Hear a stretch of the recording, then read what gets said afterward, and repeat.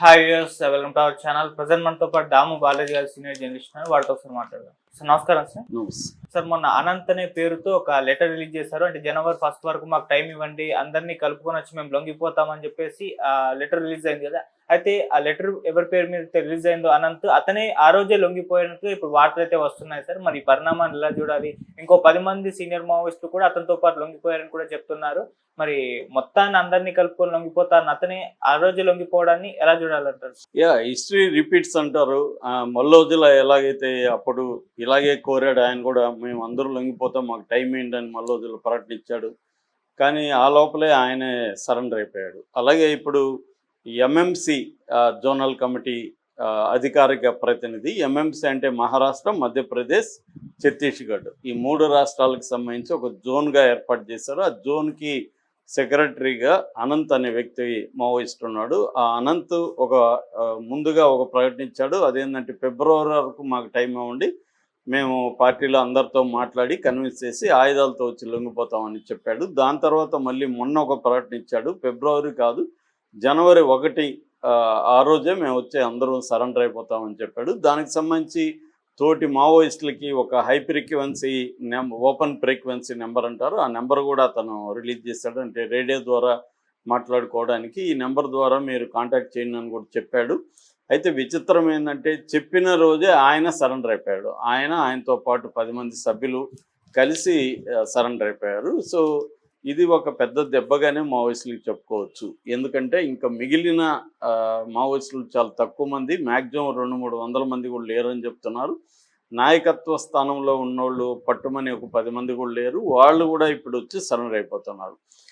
అంతకు ముందు రోజు కూడా ఒక 10 మంది సరెండర్ అయ్యారు. అందులో Dandakaranya special zonal committee senior Chaitu alias Shyam Dada ఆయన సరెండర్ అయ్యాడు. ఆయన హిడ్మాతో కలిసి అనేక యాక్షన్లో పాల్గొన్నాడు. ముఖ్యంగా 2013లో జరిగిన జిరామ్ వ్యాలీ అటాక్ అంటారు. అంటే అప్పటి కాంగ్రెస్ నాయకులు అందరూ కూడా, స్టేట్ లీడర్లు చాలామంది కూడా ఆ అటాక్లో చనిపోయారు.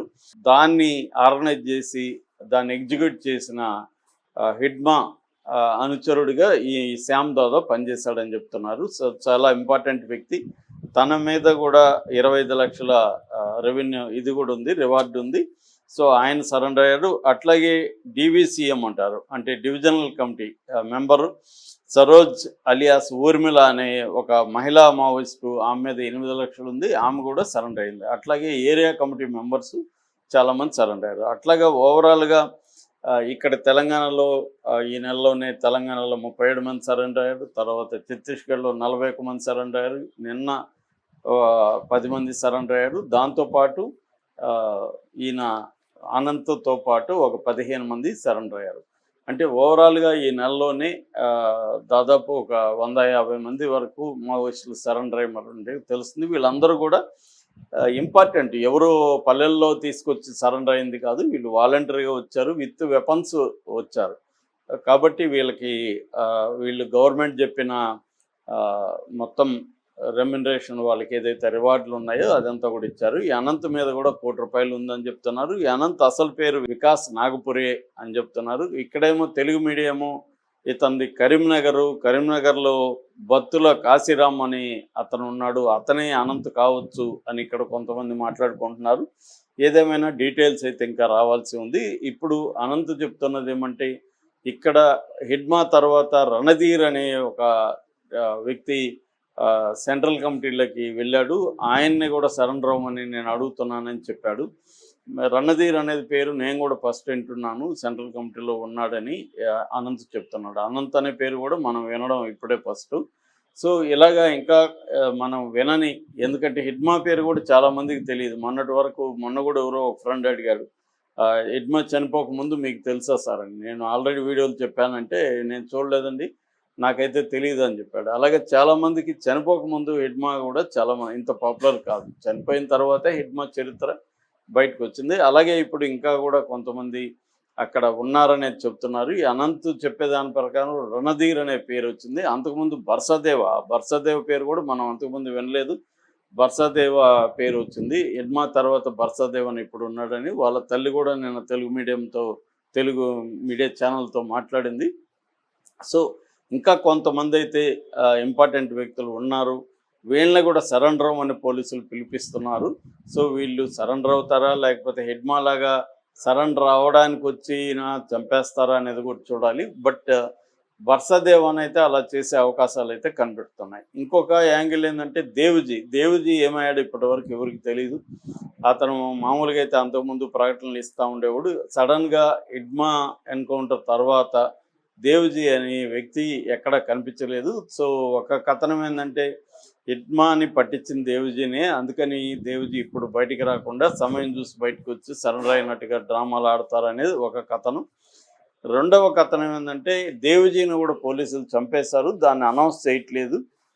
అతని బాడీని ఎక్కడో దాచిపెట్టి తర్వాత వాళ్ళ టైం చూసి దేవ్జీ ఎన్కౌంటర్ అనే ఒక కథ అల్లి దేవ్జీ శవాన్ని అప్పుడు బయట పెడతారు. అంతవరకు ఎక్కడ కోల్డ్ స్టోరేజ్లో దేవ్జీ శవం ఉందనేది ఇంకొక కథనం. ఏది అనేది మనకు కొంతకాలంలో తెలిసిపోయే అవకాశం అయితే ఉంది. ఎందుకంటే ఇప్పుడు సెంట్రల్ కమిటీ సెక్రటరీ దేవ్జీ అంటే తిప్పిరి తిరుపతి జగిత్యాల దళిత వాడ అంబేద్కర్ కాలనీకి సంబంధించిన వ్యక్తి. అతను సెంట్రల్ సెక్రటరీ అయ్యాడు. సో ఇప్పుడు ఈ అనంత్ సరెండర్ అవ్వడం అనేది ఇంకొక పెద్ద దెబ్బగా చెప్పుకోవచ్చు. ఏమైనా మార్చి 2026 డెడ్ లైన్ ఉంది కాబట్టి ఈ లోపల మాత్రం సరెండర్ అవ్వడమా చనిపోవడమా అనేది కనబడుతుంది తప్ప వేరే మార్గం లేదు. అయితే సరెండర్ అవ్వాలనుకున్నా కూడా అందరికీ ఒక దారి కూడా కనబడడం కూడా కష్టమే. అంటే హిడ్మా తర్వాత చాలా మందిలో భయాందోళన కూడా ఉన్నాయని చెప్తున్నారు. ఎందుకంటే మనం సరెండర్ అవ్వడానికి పోతే మనల్ని కూడా చంపేసి ఎన్కౌంటర్ కట్టుగా తల్లుతారేమో సో అనేది ఒక భయాందోళన ఉంది. అందుకని తెలంగాణకు వచ్చి సరెండర్ అవ్వండి. ఎందుకంటే ఇప్పుడు ఆంధ్రప్రదేశ్లో సరెండర్ అవ్వాలన్నా లేకపోతే మధ్యప్రదేశ్, మహారాష్ట్ర, ఛత్తీస్గఢ్ అవ్వాలన్నా అక్కడంతా కూడా ఎన్డీఏ గవర్నమెంట్సే ఉన్నాయి. ఓన్లీ తెలంగాణలో మాత్రమే కాంగ్రెస్ ప్రభుత్వం ఉంది కాబట్టి కాంగ్రెస్ ప్రభుత్వం మిమ్మల్ని చంపదు అని ఇక్కడ నుంచి కూడా పిలిపిస్తున్నారు. కాకపోతే ఇక్కడికి వచ్చి సరెండర్ అవ్వాలన్నా కాంటాక్ట్స్ ఉండాలి, ఎవరి ద్వారా ఎలా రావాలి, ఇవన్నీ లాజిస్టికల్ ఇష్యూస్. మావోయిస్టులకి సరెండర్ అవ్వాలనుకున్న వాళ్ళకు కూడా చాలా కష్టం, అంత ఈజీ అయితే కాదు. ఎందుకంటే ఇప్పుడు మల్లోజులను లేకపోతే ఆశన్న ఇచ్చిన నెంబర్లను నమ్మి వాళ్ళకి ఫోన్లు చేసినా ట్రేస్ చేసేసి వాళ్ళని చంపేసే అవకాశాలు ఉన్నాయి. అందుకని చాలామంది భయపడుతున్నారు ఆ నెంబర్లకు ఫోన్ చేయాలంటే. ఎందుకంటే ఒక్కసారిగా నెంబర్కి ఫోన్ చేస్తే నీకు ట్రాక్ అయిపోతుంది. ఆల్రెడీ ఆ నెంబర్లు కూడా పోలీసుల ఆధ్వర్యంలో ఉంటాయి. కంట్రోల్ రూమ్లో ఆ నెంబర్కి ఎవరు కాల్ వచ్చినా కంట్రోల్ రూమ్లో మొత్తం మానిటరింగ్ జరుగుతుంది. అందువల్ల మావోయిస్టులకి ఈ విషయాలు తెలుసు కాబట్టి వాళ్ళకి ఫోన్లు చేసి సరెండర్ అవ్వడం అనేది వాళ్ళు ఆ మార్గాన్ని ఎంచుకోవట్లేదు. సో అందువల్ల సరెండర్ అయ్యే ప్రక్రియ కూడా చాలా ఇదిగా ఉంది. ఇప్పుడు ఈ అనంత్ కూడా ముందే సరెండర్ అయ్యి ప్రకటనలు ఇచ్చాడని కూడా వార్త వస్తుంది. ముందే పోలీసుల అదుపులో ఉన్నాడు ఆయన. అదుపులో ఉండి ఈ అంటే పార్టీలో ఇంకా కొంతమంది సిన్సియర్గా పనిచేసే వాళ్ళని కన్ఫ్యూజ్ చేయడానికి ఈ ప్రకటన పోలీసులు ఇప్పించారు అనంత్ దగ్గర. అనంత్ అయితే ఎప్పుడో ఉన్నాడు, లేకపోతే ప్రకటన వచ్చిన రోజే ఆయన సరెండర్ అవ్వడం ఏంటి అనేది కూడా కొంతమంది అంటున్నారు. ఎందుకంటే ఆయన పిలుపు మేరకి మిగతా ఎవరు కూడా సరెండర్ కావడానికి రాలేదు. అట్లాగే గవర్నమెంట్ కూడా ఆయన ఇచ్చిన 2 ప్రకటనలకి స్పందించలేదు. అవునో కాదనో స్పందించాలి కదా, అదేమీ జరగలేదు. అంటే ఇదంతా కూడా పోలీసుల ప్లానే, పోలీసులే ఈ ప్రకటన ఇప్పించారు. ఎందుకంటే చాలాసార్లు పోలీసులే ప్రకటనలు ఇప్పిస్తారు. సో అలాగా ఇప్పించారు కన్ఫ్యూజ్ చేయడానికి, గందరగోళం క్రియేట్ చేయడానికి పార్టీలో. అందుకనే ప్రకటన వచ్చిన రోజే ఈయన సరెండర్ అయిపోయాడనే వార్తలు కూడా వస్తున్నాయి. ఇవన్నీ వెరిఫైబుల్ కాదు, మనం వెరిఫై చేసుకునే సోర్సెస్ ఏం మనకు లేవు.